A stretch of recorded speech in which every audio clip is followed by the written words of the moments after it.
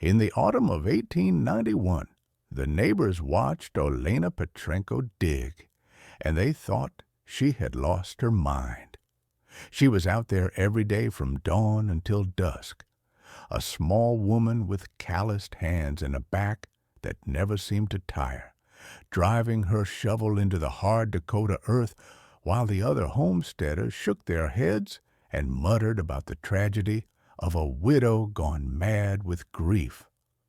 She was digging a trench, they could see that much. A trench that started at the back of her cabin and headed toward the shed where she kept her tools and her meager supply of firewood. But why?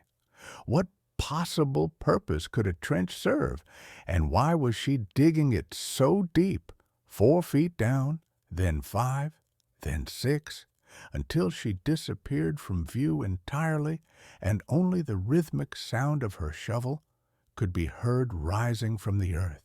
The other settlers had been watching her since August, since the day they lowered Mykola Petrenko into the cold Dakota ground and left his widow standing alone at the graveside with 3 children clinging to her skirts. They had watched and they had waited, expecting her to give up, expecting her to sell, expecting her to do what any sensible woman in her position would do and admit defeat. Instead, she had started digging. Her husband Mykola had died of typhoid fever in August, leaving her alone with 3 children under the age of 10, 40 acres of unforgiving prairie, and a winter that everyone said would kill them all. Mykola had been a strong man, a hard worker who had brought his family from Ukraine 3 years earlier, chasing the promise of free land and a new life. He had built their cabin with his own hands, had broken the prairie sod with a plow. He pulled himself when the ox died, had planted wheat and corn, and dreamed of the day when their homestead would be a real farm with real prosperity. He had talked about the future constantly in those early years. He would tell Olena about the orchards they would plant, the barn they would build, the horses they would raise. He would sit by the fire on winter nights and draw plans in the margins of old newspapers, sketching out the prosperous farm that existed so clearly in his imagination. Olena would listen and smile, knowing that her husband's dreams were beautiful, even if the reality of prairie farming was harsh. And then the typhoid came, as it came to so many settlers in those years, spreading through contaminated water and crowded conditions and the simple bad luck of living in a time before antibiotics. Mykola had been healthy one day, feverish the next, and dead within a week. The doctor from town had ridden out to pronounce him gone, had offered his condolences, and had warned Olena that she should start making arrangements to leave before winter arrived. She had nodded politely. She had thanked him for his concern, and she had done nothing of the sort. Now Mykola was buried on a small rise overlooking that same wheat field, and Olena was alone. But she was not helpless, and she was certainly not going to abandon the land her husband had died trying to tame.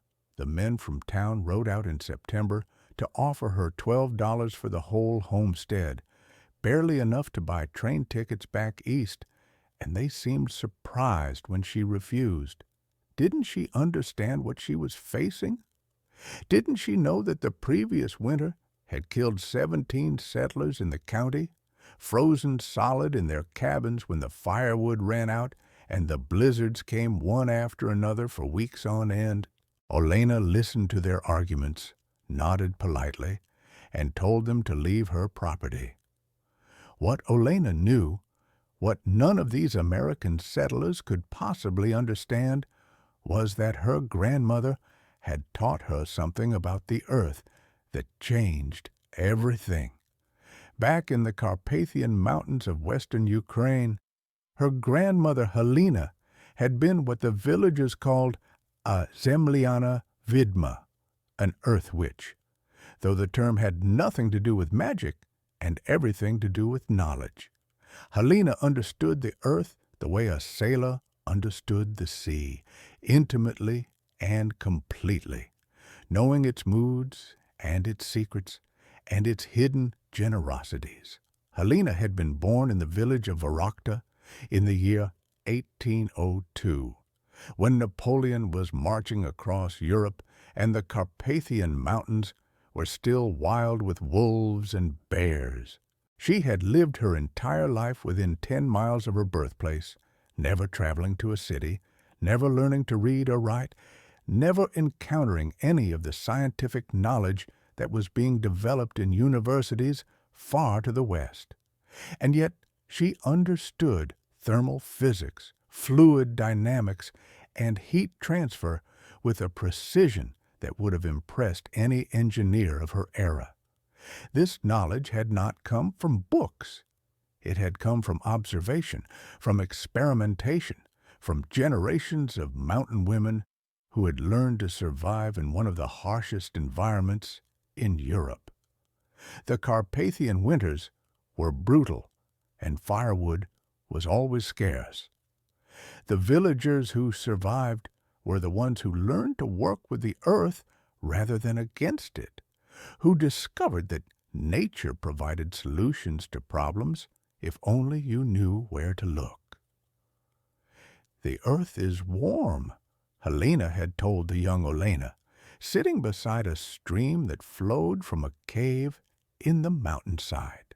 The water emerging from that cave was the same temperature in January as it was in July, a constant coolness that never froze and never warmed.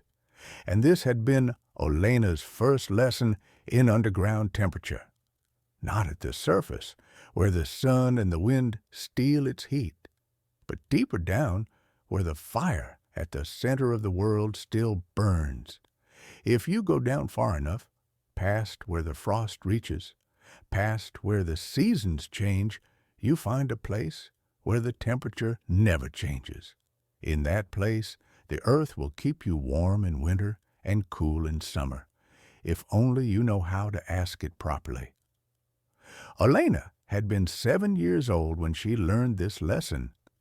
She remembered everything about that day: the smell of pine trees in the summer air, the sound of the stream bubbling over rocks, the way her grandmother's hands, gnarled with age but still strong, had gestured toward the cave mouth as if introducing an old friend.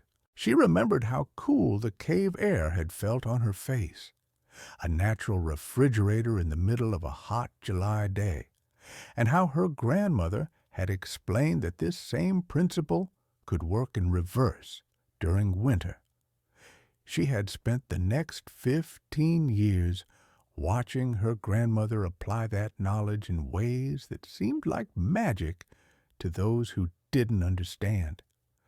Helena built root cellars that never froze, even when the temperature outside dropped to 40 below. She designed homes with underground chambers that stayed comfortable without burning wood.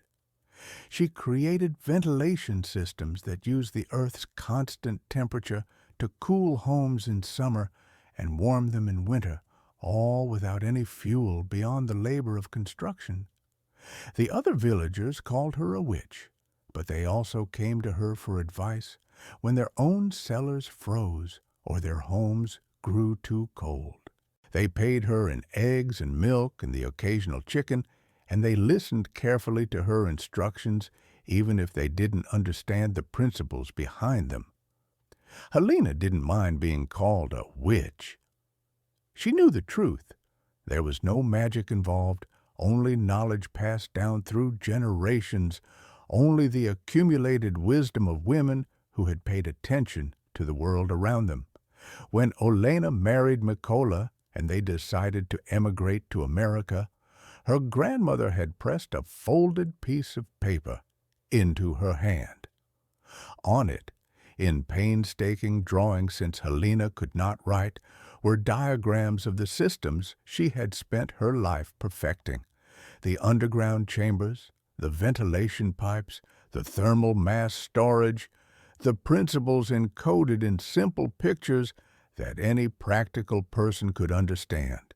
"The new world has the same earth as the old world," Olena said, her eyes bright with tears she refused to shed. "The same principles apply. The earth does not care what language you speak or what country claims to own it. It follows the same rules everywhere. Remember what I taught you? Someday it might save your life." Olena had kept that paper in a tin box beneath her bed for 3 years, waiting for the moment when she might need it. That moment had arrived. Now, digging in the North Dakota soil while her neighbors watched and whispered, Olena was finally putting that knowledge to use. The principle was simple, though the execution was not.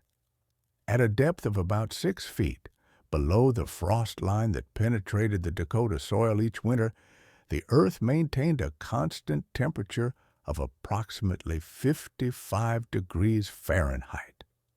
This was true in January, when the air above was 40 below zero. It was true in July, when the air above was 100 degrees in the shade. The earth at that depth simply did not care what the atmosphere was doing. It stayed the same year after year, century after century, warmed by the slow decay of radioactive elements in the planet's core and insulated by the soil above from the wild temperature swings of the surface. 55 degrees was not warm by human comfort standards. You would not want to live in a 55-degree room wearing summer clothing. But 55 degrees was not deadly either. It was the temperature of a cool autumn day, the temperature at which you needed a jacket, but not a fire. And most importantly, 55 degrees was infinitely warmer than 40 below zero, which was what awaited anyone who tried to survive a Dakota winter without heat. Olena's plan was to tap into this underground warmth and channel it into her cabin. She would dig a tunnel from her home to her shed, running it 6 feet below the surface where the earth stayed warm. She would seal it properly to prevent cold air from infiltrating, and she would design the system so that the natural tendency of warm air to rise and cold air to sink would create continuous circulation, drawing the Earth's heat into her living space without any mechanical assistance. It was, in essence, a primitive geothermal heating system, using principles that modern engineers would not formally articulate for another century, but that her grandmother had understood through generations of observation and experimentation. The digging took her 6 weeks, and each of those weeks tested her in ways she had never been tested before.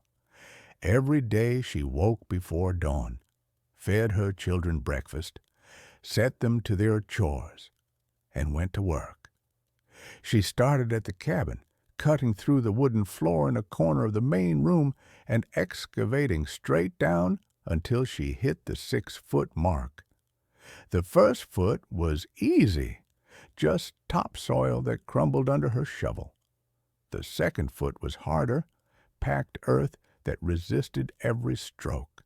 The third foot brought clay, dense and sticky, that clung to her shovel and had to be scraped off after every load. The fourth foot brought rocks, some as large as her head, that had to be pried loose with a pickaxe borrowed from Henrik Larsson before he understood what she was doing. The fifth and sixth feet were easier again, looser soil that almost seemed to welcome her digging. Then she began tunneling horizontally, shoring up the walls and ceiling with boards salvaged from a collapsed barn on the neighboring property. The work was back-breaking, dangerous, and utterly relentless. She learned to work on her hands and knees in the cramped space, learned to swing her pickaxe sideways instead of overhead, learned to brace the ceiling every 3 feet before moving forward. She lost weight she could not afford to lose. Her hands blistered, then calloused, then cracked and bled. Her back ached constantly, a deep pain that never fully subsided even when she slept. Her shoulders developed knots of muscle that would never fully relax. There were moments when she wanted to give up.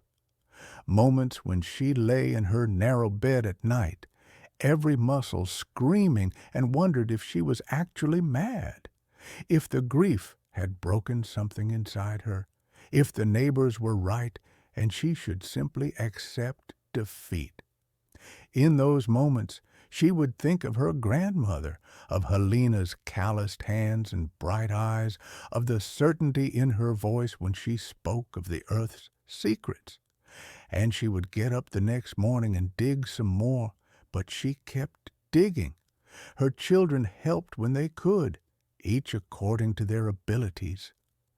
Dmitro, the oldest at 9, took on responsibilities that would have seemed impossible for a child his age. He hauled buckets of dirt up from the tunnel on a rope and pulley system they had rigged together, emptying hundreds of loads into a growing mound in the field. He learned to judge the stability of the tunnel walls by sound, tapping with a stick and listening for the hollow echo that meant collapse was coming. He grew strong that autumn, his thin arms thickening with muscle, his face losing the softness of childhood. Katerina, who was 7, became the keeper of the household in her mother's absence. She kept the water bucket filled, drawing from the well, until her arms ached. She cooked simple meals of cornmeal and beans, learning by trial and error, since her mother was too exhausted by evening to teach her properly. She brought food to Olena when her mother forgot to eat, climbing down into the tunnel with bread and cheese wrapped in a cloth, sitting with her in the lamplight until the food was gone. Little Stepan, only 4, did his best to stay out of the way and not fall into the hole, which was the most useful thing a 4-year-old could do under the circumstances. He watched everything with wide eyes, too young to understand what his mother was building, but old enough to sense that something important was happening. He collected small rocks from the dirt piles, arranging them in patterns only he understood. He talked to the chickens and the cow, telling them about the tunnel in the ground and the warm air that would come from it. The animals, of course, said nothing in reply, but Stepan didn't seem to mind. The neighbors continued to watch. Some came by to offer advice, which Olena politely ignored. Henrik Larsson told her she was digging too deep and would hit water. Thomas McCarthy said she was digging in the wrong direction. Emma Johansson suggested that if she wanted a cellar, she should hire men from town to dig it properly, instead of killing herself with labor that was unsuitable for a woman. Others came to express concern for her children, suggesting that perhaps they would be better off in the care of families that had fathers, families that were not led by a mad woman digging pointless holes in the ground. The minister from the Lutheran church in town rode out to counsel her about the sin of pride and the virtue of accepting help.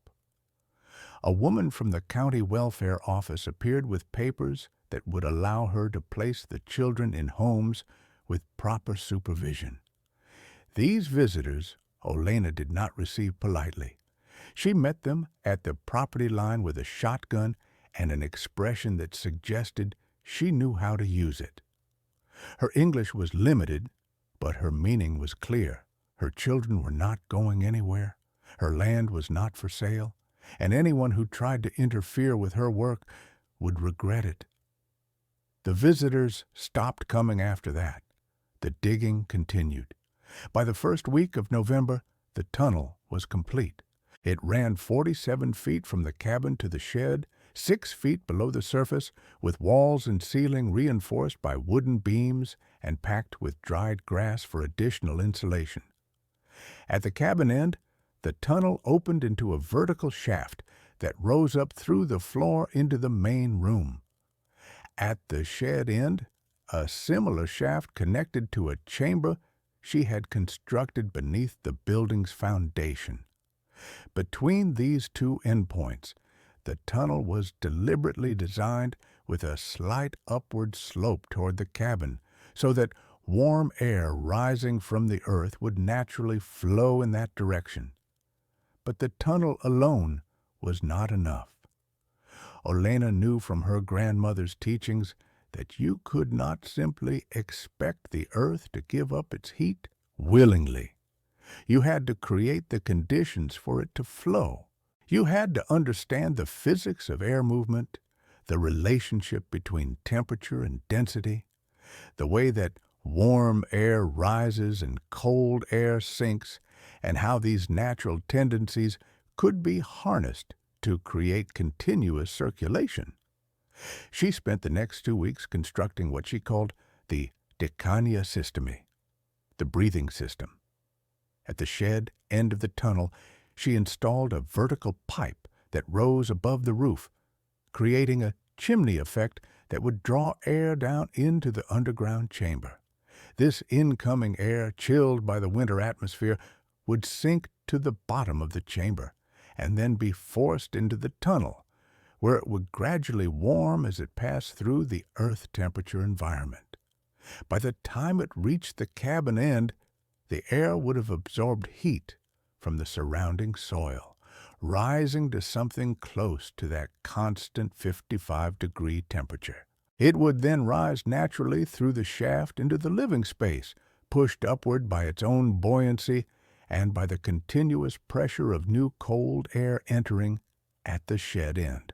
The system created a constant, gentle flow of tempered air into the cabin, not warm air, not by any means, but air that was 55 degrees instead of 40 below, a difference of nearly 100 degrees that would mean the difference between life and death. But Olena wasn't finished. She knew that 55 degrees was still too cold for comfortable living, especially for 3 small children. So she added a second innovation, one that her grandmother had called the Kamienie Serce, the stone heart. In the center of her main room, she built a platform of flat stones, positioned directly over the shaft opening from the tunnel. During the day, when she did have to burn her limited supply of firewood, the stones would absorb heat from the fire and store it in their mass. At night, when the fire died down, the stones would slowly release that stored heat, supplementing the earth-warmed air rising from below. The combination of these two systems, the earth temperature air circulation and the thermal mass heat storage, created an environment that was livable even in the depths of a Dakota winter. Not comfortable by modern standards, certainly, but far from deadly.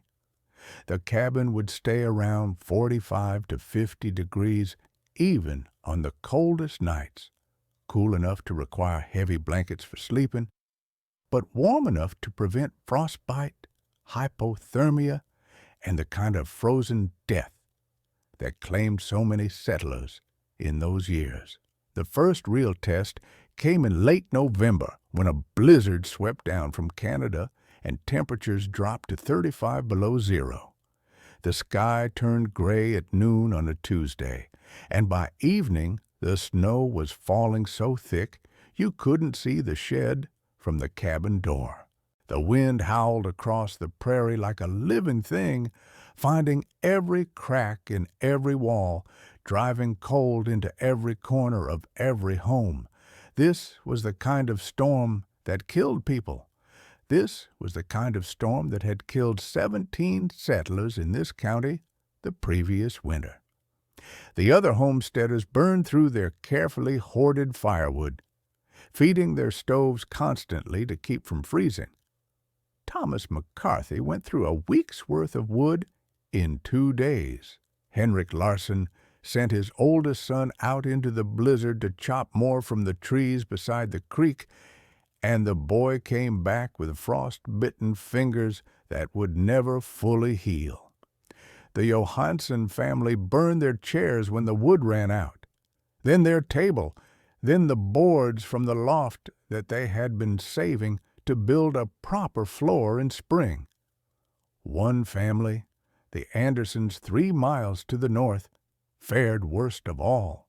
James Anderson had miscalculated his firewood supply, thinking he had enough for the winter when he barely had enough for a month. By the second day of the blizzard, his stove was cold. His wife, Martha, wrapped their 2 children in every blanket and quilt they owned, layering clothes over clothes until the little ones could barely move. She made them drink hot water from the last coals of the dying fire. She held them close through the long night, sharing what body heat she could, praying for the blizzard to end. The frost crept across the inside of their walls. Ice formed on the water bucket beside the stove. The temperature inside the cabin dropped to 20 degrees, then 15, then 10. Martha Anderson started to feel the numbness in her fingers that meant frostbite was beginning. She started to feel the drowsiness that meant hypothermia was setting in. She knew, with the certainty of someone who has faced death before, that her family might not survive the night. They did survive, barely. The blizzard ended at dawn, and James Anderson staggered to the nearest neighbor's house to beg for firewood. His wife's fingers were black with frostbite. His youngest child had a cough that would linger until spring. They had survived, but they would never forget how close they had come to dying. Olena burned 3 logs that day, 3 small logs, barely enough to heat water for tea in any other cabin on the prairie, and yet her home stayed above 45 degrees, warm enough that her children could play without coats, warm enough that the water bucket never even thought about freezing. The earth-warmed air rose continuously from the shaft in the corner, a steady 55-degree breath that mixed with the cabin air and raised it to a temperature that, while not comfortable, was far from deadly. She had closed the damper on her stove early that evening, conserving her firewood while the other settlers burned through theirs. She had gathered her children around the stone platform in the center of the room, the kamiani serce, that still radiated heat from the morning's fire. She had told them stories of the Carpathian Mountains, of their great-grandmother Helena, of the secrets the earth kept for those who knew how to listen. And outside, the blizzard raged, and the temperature dropped to 35 below zero, and in cabins all across the county, people shivered and burned their furniture and wondered if they would live to see spring.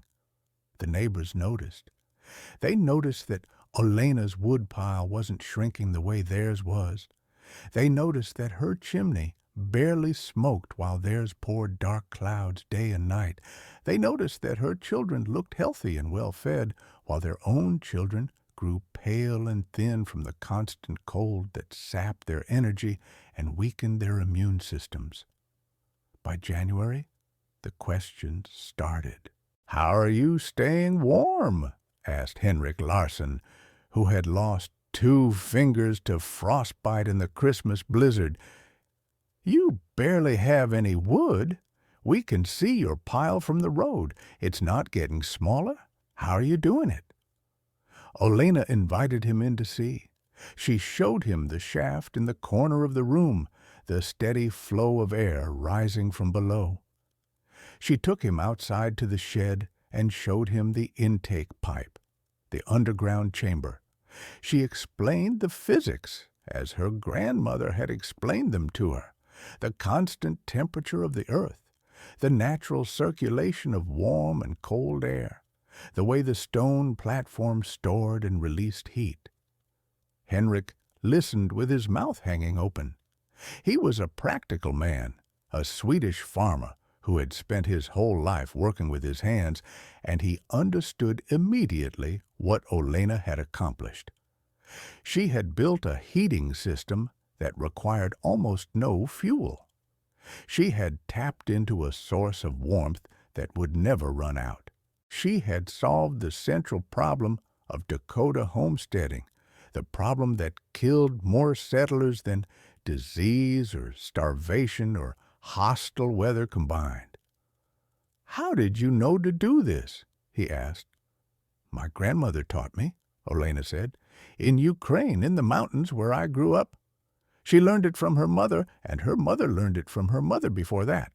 It's old knowledge, very old. The peasants in the Carpathians have used these techniques for centuries. I just applied them here." Word spread quickly through the settler community, carried by the desperate hope of people who had spent one winter too many, watching their firewood dwindle and their children shiver. By February, a steady stream of visitors was making its way to the Petrenko homestead, examining Olena's system, taking measurements, asking questions. Some came from as far away as Bismarck, having heard rumors of a widow who had solved winter without firewood. Others came from neighboring counties, from other territories, from anywhere that winter meant death for those who weren't prepared. Olena received them all with patience, explaining the principles in her broken English, drawing diagrams in the dirt when words failed her. She showed them the shaft in the corner, let them feel the warm air rising from below. She took them to the shed and demonstrated the intake pipe, the underground chamber, the careful engineering that created continuous circulation. She answered their questions about depth and diameter and materials, about insulation and ventilation and thermal mass. Some of the visitors understood immediately and went home to begin digging their own tunnels. Others dismissed it as superstition, refusing to believe that a peasant woman from Ukraine could know something that educated American engineers did not. Still others fell somewhere in between, intrigued but skeptical, wanting to believe but unable to accept that the solution to their suffering had been hiding in the ground all along. A professor from the Territorial College arrived in March, having heard about the Petrenko heating system from a colleague who had visited in February. His name was Wilhelm Drescher, a German immigrant himself, who had studied physics at the University of Heidelberg before emigrating to America to teach in the frontier schools. He was a precise man, methodical, skeptical of folk knowledge and superstition. He arrived at the Petrenko homestead expecting to debunk a myth and instead found himself confronting something that overturned his assumptions about where knowledge could come from. Professor Drescher spent 3 days studying the installation. He lowered thermometers into the tunnel at different points, recording the temperature gradient from surface to depth. He measured the airflow velocity at the shaft opening, calculating the volume of tempered air entering the cabin each hour. He examined the construction techniques, the insulation methods, the ventilation design. He asked Olena detailed questions about her grandmother's teachings, about the traditions of the Carpathian village women, about the sources of knowledge that had no place in his scientific training. By the end of his visit, Professor Drescher was a changed man. He had come to debunk and instead had learned. He had come with the arrogance of formal education and left with a new respect for knowledge that came from observation and experience, rather than textbooks and laboratories. "The principles are sound," Professor Wilhelm Drescher wrote in his report to the college. "Indeed, they are elegant in their simplicity.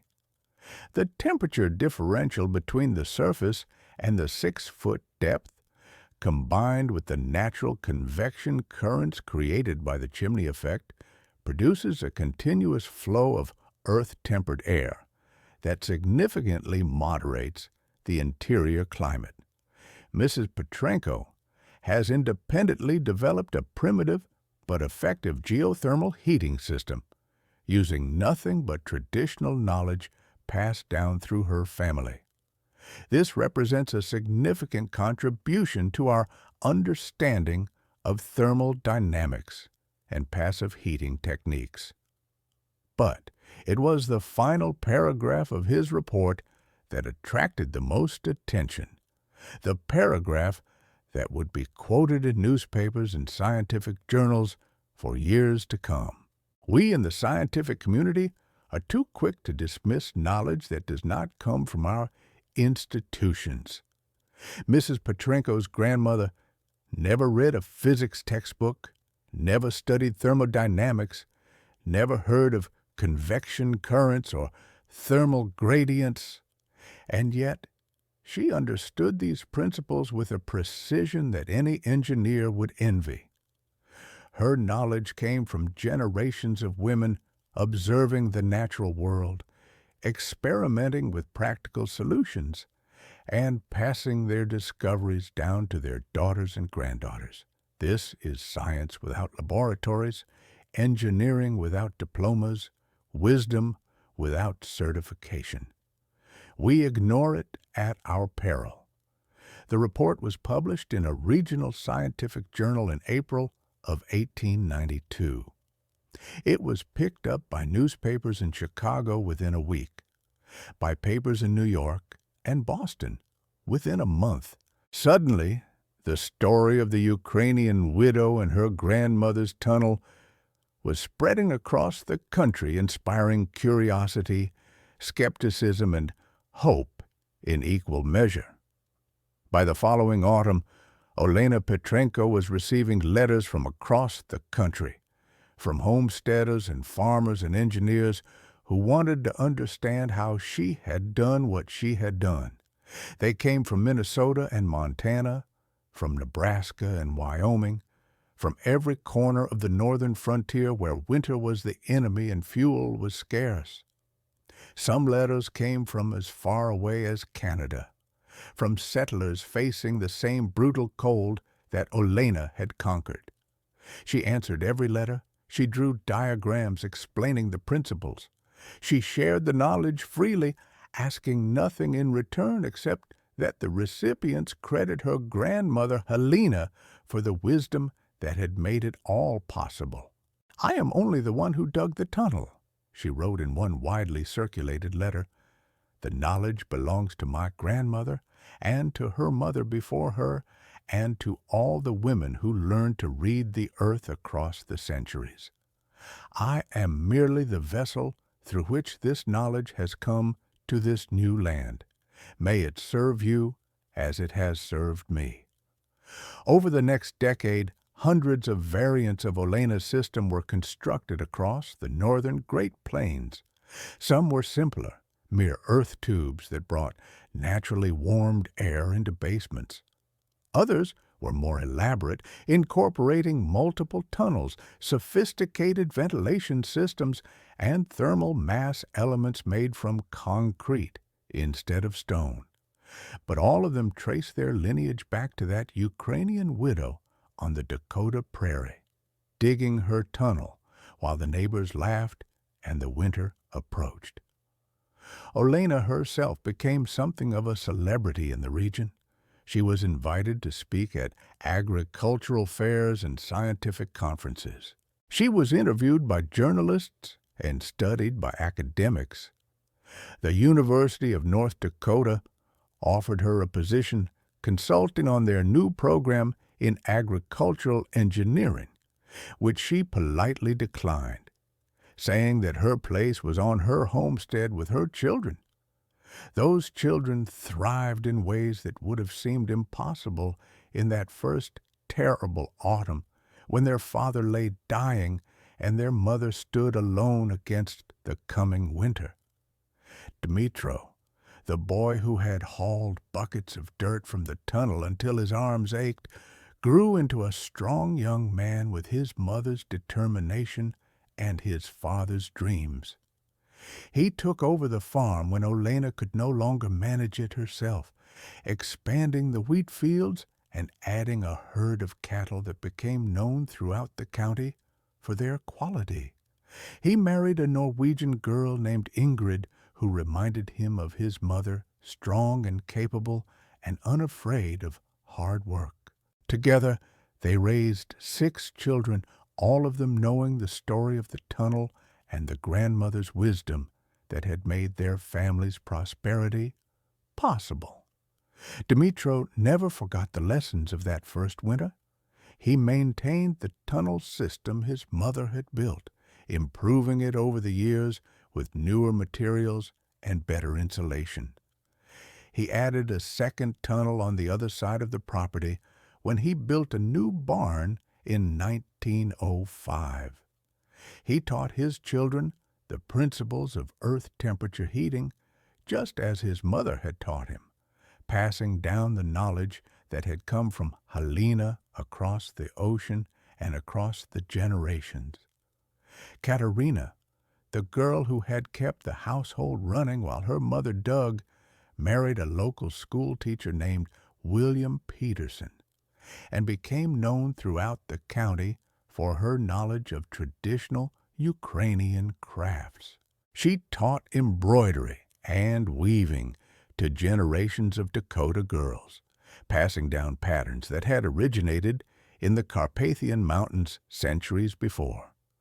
But she also taught them something more important. She taught them that the knowledge of women had value, that the wisdom passed down from mothers and grandmothers could save lives and build prosperity. She wrote letters to her grandmother's village in Ukraine, trying to reconnect with relatives she had never met, trying to share news of how Helena's teachings had made their family successful in the New World. Some of those letters arrived, most did not. The distance was too great, the postal systems too unreliable, the political situation in the region too chaotic. But Katerina kept trying, kept writing, kept reaching out across the ocean to the place where her family's story had begun. Little Stepan, who had been too young to help with the digging and could barely remember that first terrible winter, grew up with the tunnel system as simply part of his life, as natural as the sky above and the earth below. He never fully appreciated what his mother had accomplished until he left the homestead to study medicine at the University of Minnesota, where he encountered for the first time people who heated their homes entirely with firewood and coal, people who had never heard of earth temperature systems or convection heating or thermal mass storage. He became a doctor and spent his career serving rural communities in the Dakota Territory, riding from farm to farm in all weather, bringing medical care to people who had no access to hospitals or clinics. He delivered babies in remote cabins, set broken bones on kitchen tables, fought epidemics of typhoid and influenza and diphtheria, and wherever he went, he noticed the heating systems people used, and he told them about his mother's tunnel, and he shared the knowledge that had come down from his great-grandmother, Helena. Some listened, some did not. Some built their own systems and thanked him years later for saving their families from the cold. Others dismissed his advice as peasant superstition and continued burning through firewood at rates they could not sustain. Stepan learned, as his mother had learned, that you could not force knowledge on people who were not ready to receive it. You could only offer it freely and without judgment, and let them make their own choices. And the homestead prospered beyond anything Mikola had dreamed in those early years when he sketched plans by firelight. With the heating problem solved, Olena was able to focus her energy on agriculture, on building her herd of cattle, on expanding her wheat fields. The money she saved on firewood went into land, into equipment, into improvements that made the farm more productive each year. By 1900, she owned nearly 200 acres and employed 4 hired hands year-round. By 1910, she was one of the wealthiest women in the county, a success story that seemed impossible for a widow who had arrived with nothing but her children and her grandmother's knowledge. She never remarried, though many suitors came calling over the years. Some were attracted by her prosperity, seeing in her a comfortable retirement from the hardships of frontier farming. Others were drawn by her strength, admiring the woman who had defied the odds and built something lasting from nothing. Still others were simply curious, wanting to meet the famous widow with the underground heating system, the woman whose story had appeared in newspapers from coast to coast. She turned them all away with the same polite firmness she had used to turn away the men who had offered to buy her land for $12. "I had one great love," she told her daughter once when Katerina asked why she never wanted to marry again. "Mikola gave me 3 beautiful children and a piece of land to call my own. What more could any man offer? Besides," she added with a smile, "I have too much work to do. A husband would only slow me down." What Olena Petrenko built in 1891 was not just a tunnel. It was a proof of concept, a demonstration that ancient knowledge often contains scientific principles that modern thinkers have forgotten or never discovered. Her grandmother's teachings about the Earth's constant temperature were not superstition or folk medicine. They were accurate observations about thermal physics, encoded in traditional practices and passed down through generations of women who knew how to work with the land instead of against it. Today, geothermal heating systems are a billion-dollar industry. Modern heat pumps use the same principle that Olena's tunnel employed, circulating fluid through underground pipes to take advantage of the Earth's constant temperature. The systems are more sophisticated now, more efficient, more technologically advanced. But the core insight remains the same. The Earth is warm, if you know how to ask it properly. Engineers who design these modern systems sometimes trace the intellectual history of their field. They point to ancient Roman baths that used geothermal springs for heating.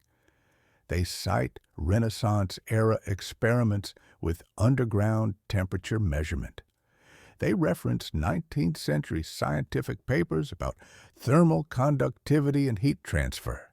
But they rarely mention Olena Petrenko, the Ukrainian widow who applied these principles on the Dakota prairie in 1891, who proved that traditional knowledge could solve problems that stumped educated engineers, who showed that an immigrant woman with a shovel could accomplish what seemed impossible. Perhaps it is time they started. Olena lived to be 87 years old, passing away peacefully in 1941 in the same cabin she had built with Mikola half a century earlier. By then, she had seen the world change in ways her grandmother could never have imagined.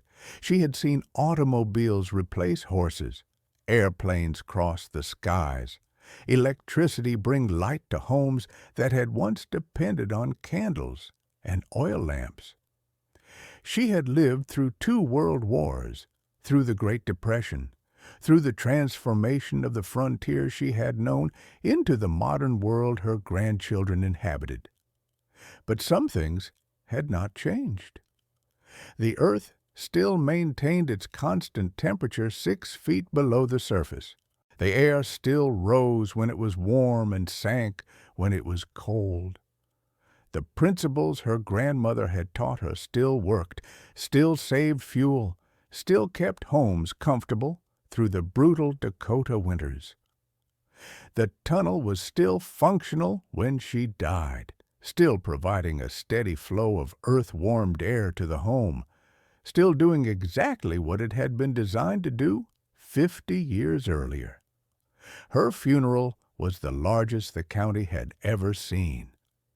Farmers came from across the region to pay their respects, many of them living in homes that used variants of her system, many of them alive because of knowledge she had freely shared.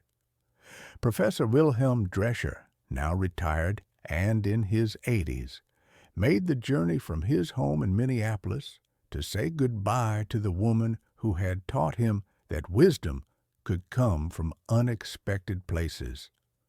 The governor of North Dakota sent a representative with a proclamation honoring her contributions to the state. Her grandchildren continued to maintain the tunnel after her death, and her great-grandchildren after them. They replaced rotted timbers, repaired collapsed sections, upgraded the ventilation system with more modern materials. For nearly 30 years after Olena's passing, the tunnel continued to function, a living monument to a woman who refused to give up when everyone told her she couldn't survive. The original tunnel finally collapsed in 1967, victim to shifting soil and years of neglect after the homestead was sold to developers who had no interest in maintaining an antique heating system when modern furnaces were available. The cabin was demolished to make way for a subdivision. The land where Mykola had planted his wheat and Olena had dug her tunnel became streets and houses and convenience stores, indistinguishable from 1,000 other suburban developments across America. But the principles the tunnel had demonstrated lived on. They lived on in the engineering textbooks that cited Professor Drescher's report. They lived on in the thousands of earth tube systems constructed across the Great Plains in the early 20th century. They lived on in the memories of settlers who had learned from Olena, who had built their own tunnels, who had passed the knowledge down to their children and grandchildren. And they lived on in the modern geothermal industry that emerged in the latter half of the 20th century, an industry that would grow to billions of dollars, that would provide heating and cooling to millions of homes, that would become one of the most efficient and sustainable technologies available. Every geothermal heat pump installed today is, in some sense, a descendant of Olena's tunnel, a technological offspring of the wisdom that Helena passed down to her granddaughter on a mountainside in Ukraine. In the Carpathian Mountains of Ukraine, there is still a village where the old women remember the name of Helena, the Zemliana Vidma, who understood the earth's secrets. The village is called Vorochta, and it sits in a valley surrounded by pine forests and mountain streams, much as it did when Helena was born there more than 2 centuries ago. The houses are different now, modernized and electrified, but some of them still use underground chambers for storage, still take advantage of the earth's constant temperature in ways that Helena would recognize. The old women passed down her teachings to their daughters and granddaughters, keeping alive a tradition that stretches back centuries. They tell stories of Helena the Earth Witch, of her calloused hands and bright eyes, of the way she could read the soil and know things that educated men could not. They tell stories of her granddaughter Olena, who carried the knowledge across the ocean to a new land, who became famous in America for applying what any Carpathian peasant woman knew. Some of these stories have grown in the telling, as stories do. Some claim that Helena could predict earthquakes, that she knew when the winter would be mild or harsh, that she could find underground springs by listening to the earth. Some claim that Olena became a millionaire, that she built a mansion heated entirely by tunnels, that she was visited by presidents and kings who wanted to learn her secrets. The truth is simpler, and in its way, more remarkable. Helena was not a mystic or a prophet. She was a practical woman who paid attention to the world around her, who noticed patterns that others missed, who encoded her observations in techniques that could be taught and repeated. Olena was not a genius or a visionary. She was a grieving widow who remembered what her grandmother had taught her, who applied that knowledge in desperate circumstances, who did not give up when everyone told her she should. Their story is not about magic or miracles. It is about knowledge passed down through generations of women who were never recognized by the institutions of their time, who developed technologies through observation and experimentation rather than formal study, who contributed to human progress in ways that history rarely acknowledges. The science of what Olena did is now well understood. At a depth of 6 to 10 feet, depending on location and soil type, the Earth maintains a temperature close to the annual average air temperature of the region. In North Dakota, this works out to about 52 to 55 degrees Fahrenheit. This temperature is maintained by the balance between heat flowing up from the Earth's interior and heat flowing down from the sun-warmed surface, with the massive thermal inertia of the soil smoothing out any seasonal variations.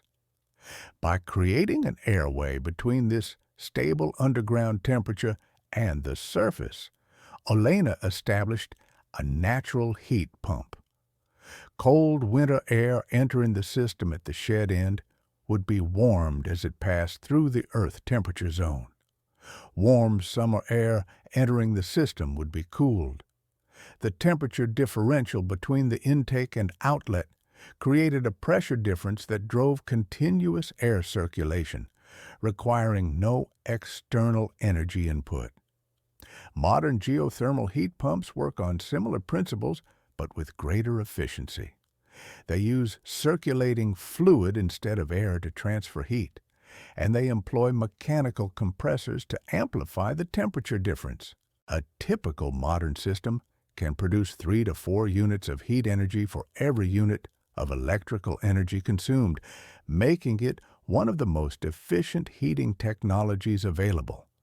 But the fundamental insight remains the same. The Earth is a vast reservoir of thermal energy, available free for the taking if you know how to access it. Olena's grandmother understood this centuries before it was formalized in scientific papers. She passed it down to her granddaughter, who applied it in conditions her grandmother could never have imagined, and in doing so, she proved that traditional knowledge is not primitive or obsolete, but often represents hard-won wisdom that modern science is only beginning to rediscover. There is a lesson here about the value of ancestral knowledge, about the importance of listening to those who came before us, about the dangers of assuming that new is always better than old. Olena Petrenko was not an engineer or a scientist. She was a peasant woman from a Ukrainian village, carrying knowledge that her grandmother had given her in a language that few Americans could understand. The men who offered to buy her land for $12 saw a helpless widow, a problem to be solved, a tragedy waiting to happen. They did not see the knowledge she carried. They did not value the tradition she represented. They did not imagine that she might know things that their education had never taught them. They were wrong. When the neighbors laughed at Olena digging her tunnel, they laughed because they could not imagine what she was doing or why.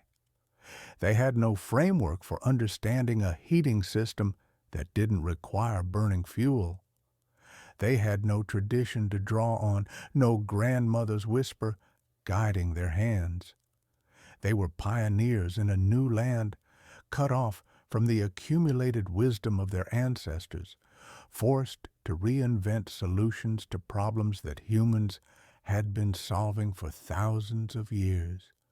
Olena was different. She carried her ancestors with her, their knowledge encoded in her memory, their solutions available when she needed them. She was never truly alone on that prairie because Helena was with her in spirit, guiding her hands, whispering the secrets of the earth. This is what we risk losing when we discard traditional knowledge as outdated or irrelevant.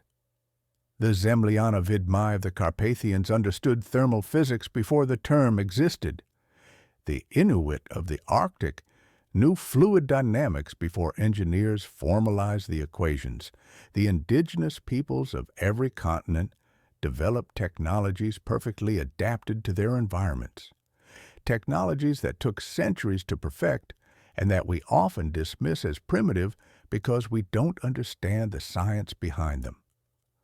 Olena Petrenko proved that this knowledge has value. She proved that an immigrant widow with nothing but a shovel and her grandmother's wisdom could survive conditions that killed trained engineers with access to modern tools.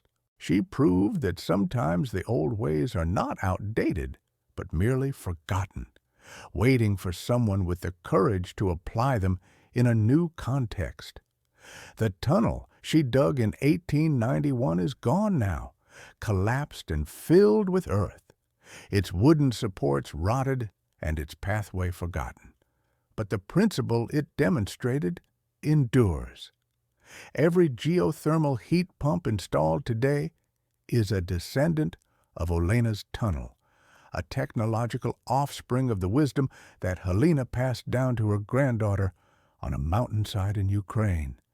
And somewhere in the soil of North Dakota, 6 feet below the surface, the earth still maintains its constant temperature. It still waits, patient and eternal, for someone to tap its warmth. It still offers the same gift it offered to Olena more than a century ago: protection from the killing cold, provided only that you understand how to ask for it. The neighbors laughed when Olena Petrenko dug a tunnel to her shed. They stopped laughing when warm air flowed through her cabin all winter, while they shivered and burned through their firewood and watched the frost creep across their walls. Sometimes the knowledge that saves us comes not from textbooks or universities, but from grandmothers whispering secrets by mountain streams. Sometimes the solution to an impossible problem is hidden in traditions that modern people have forgotten. Sometimes the difference between life and death is simply remembering what our ancestors knew. Olena remembered, and because she remembered, her children lived, her homestead thrived, and her story became a testament to the enduring power of ancestral wisdom. Subscribe and tell me in the comments, what traditional knowledge has been passed down in your family? What skills or insights from your grandparents or great-grandparents do you still use today? I'll feature the most interesting responses in a future video. And if you want to learn more about forgotten technologies and traditional survival techniques, make sure to hit that notification bell so you never miss a story. Until next time, stay curious, stay connected to your roots, and never underestimate the wisdom of those who came before.